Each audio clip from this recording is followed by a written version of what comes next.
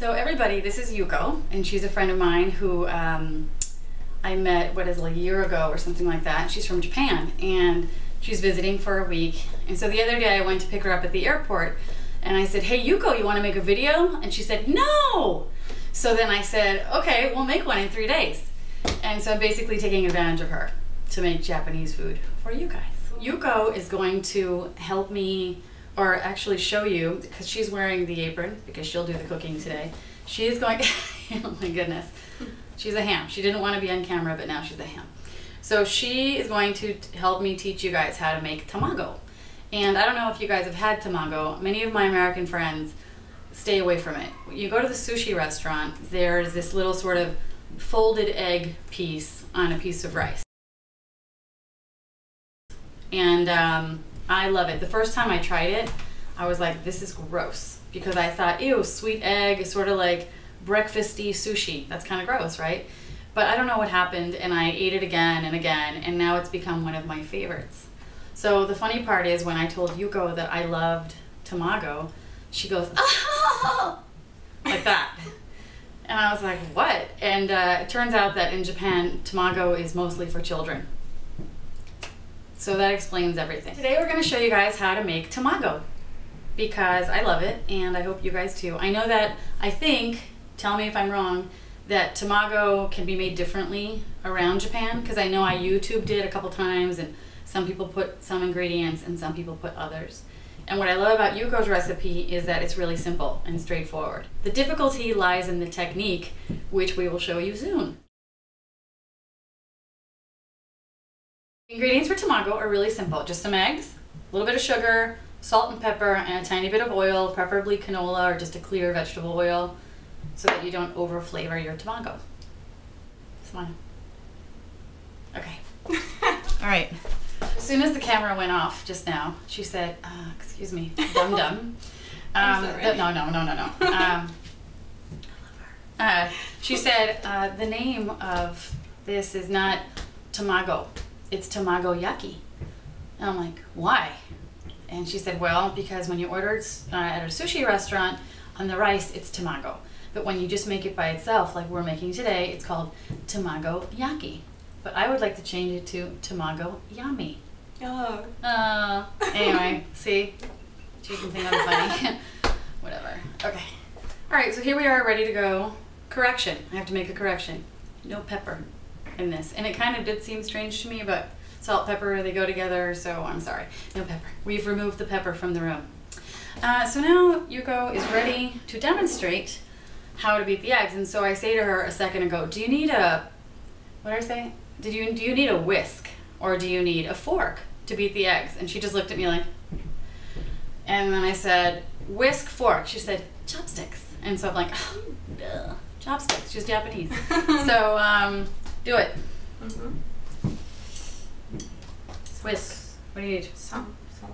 Okay, go for it.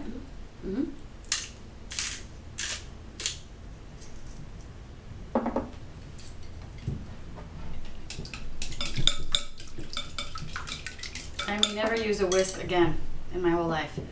There's a little bit of sugar. She's using a teensy tiny coffee teaspoon. 2. So maybe a tablespoon.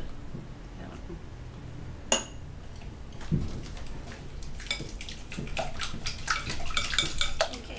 That's it? So easy. So simple.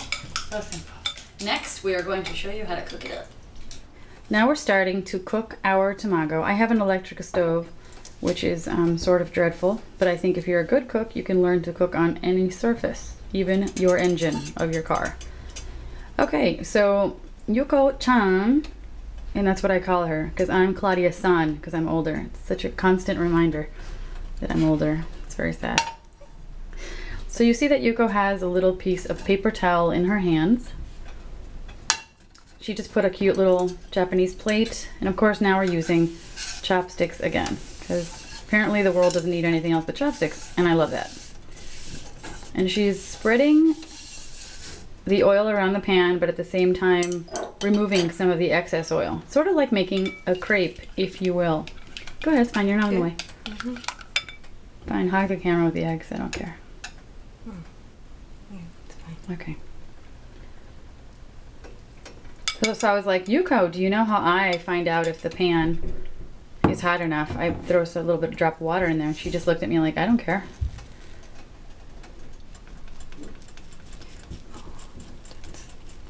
Sticking? Crappy? We need more oil in the sides, maybe? It's okay, we'll do it again. We have more eggs. Oh.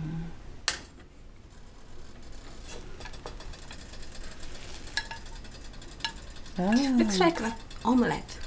Kind of like an omelet, except for I think it's a little thinner. And Yuko, if it's getting too hot, just lift the pan up in the air. Put your pan in the air. Yeah, I just said that. I'm embarrassed.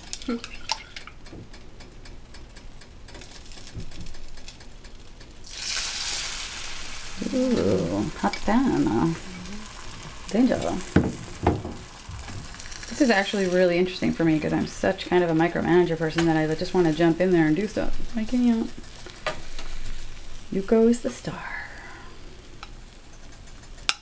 So you see what she did? She had like a little omelet on the edge, and then she poured some more. She folded it up, and then she poured some more of the egg mixture. Now she's going to fold.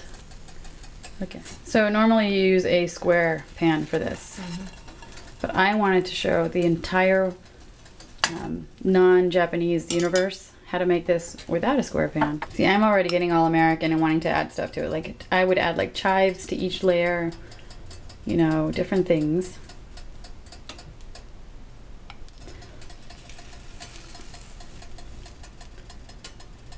So Yuko, at the end, do we take it out and cut it in little slices? Yay! When it's cold, right? Yeah.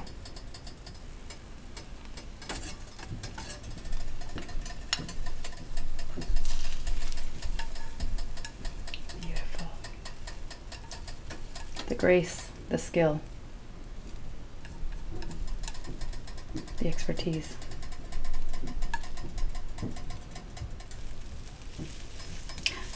And the little egg burrito moves over. Beautiful. Yeah. Moment of truth time. You gotta see this. Don't drop it. Yeah, okay.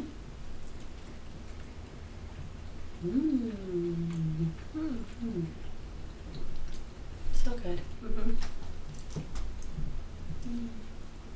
Oh.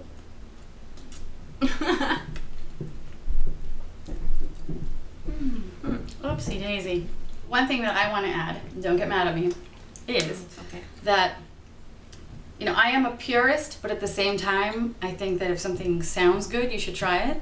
And I would do this with maybe mini chives, but maybe not with the sugar. Like, take out the sugar and make it just a savory thing, and do like teensy chives between each layer, because then you can see it and that's pretty. You can also do that with other, like, maybe paper thin mushrooms or something, but something that's not going to be too blocky and thick and ruin the tamago. Try it. Try it. She just made fun of me, or she just repeats everything I say. I gotta have another one.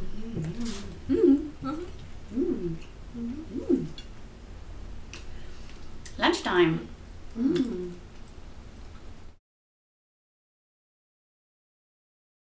So I'm super excited because Yuko is going to be kind enough to show us how to make tonkatsu. And tonkatsu is simply, she laughed the last time we did it. It's kind of sad. You gotta laugh again. No, no laughing.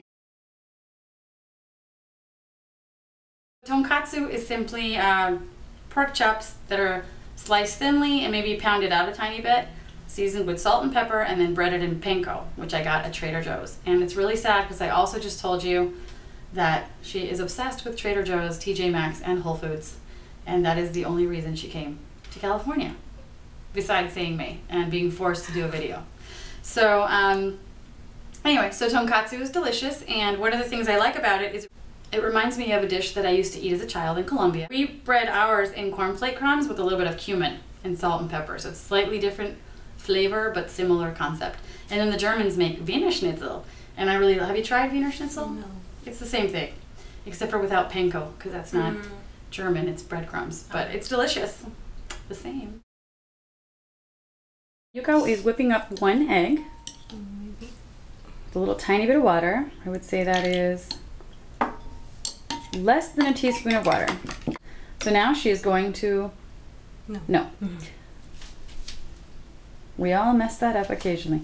She's gonna dredge it in a little flour. I don't know who made up the word dredge or why, but that's what she's doing. Gotta get the flour kind of all over the place because this is what's going to allow the egg to stick. She's shaking off the excess. So now she's gonna stick it in the egg just for a second. Yes, nice. And we have seasoned our pork chop. I would also probably season the panko, but she's not doing that, and so this is her show today. So I didn't do it.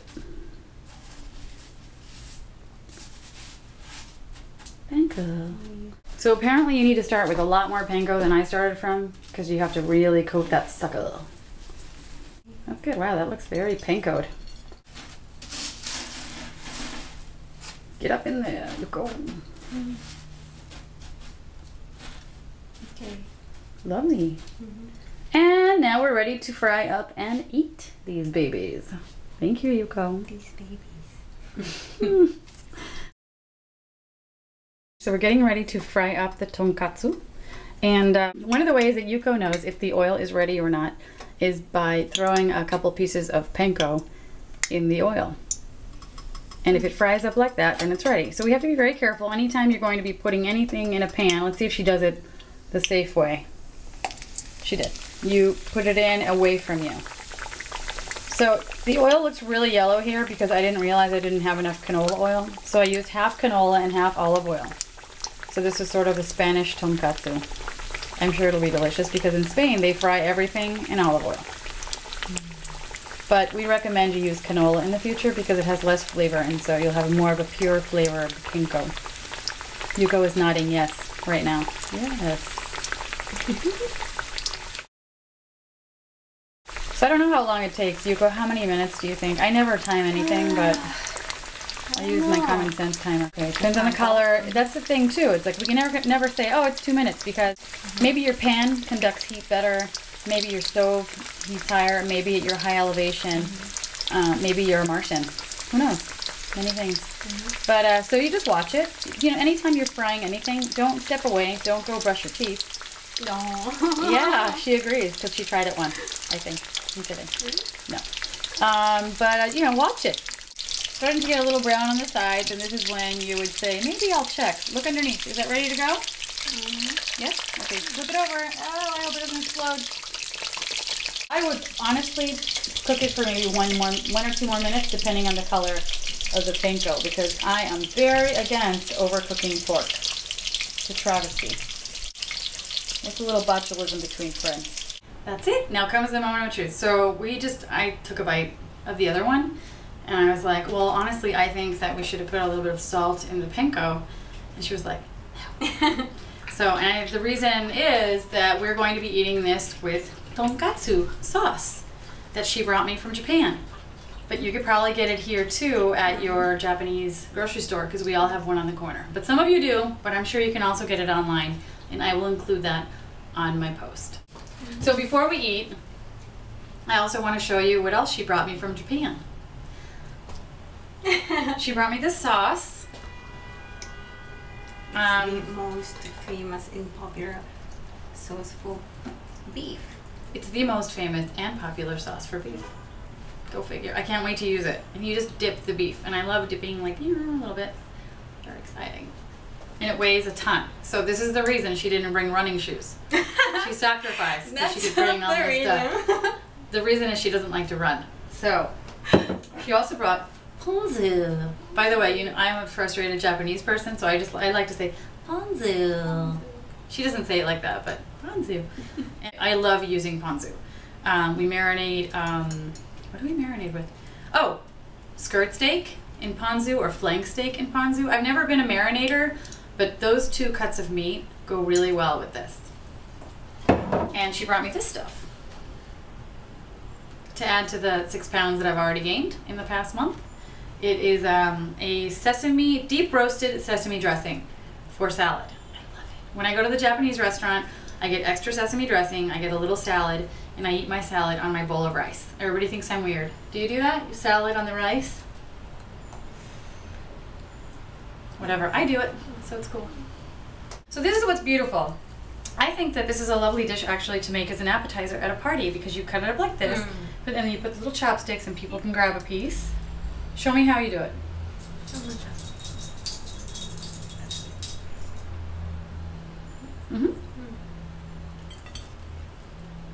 I've never used so many chopsticks in my life.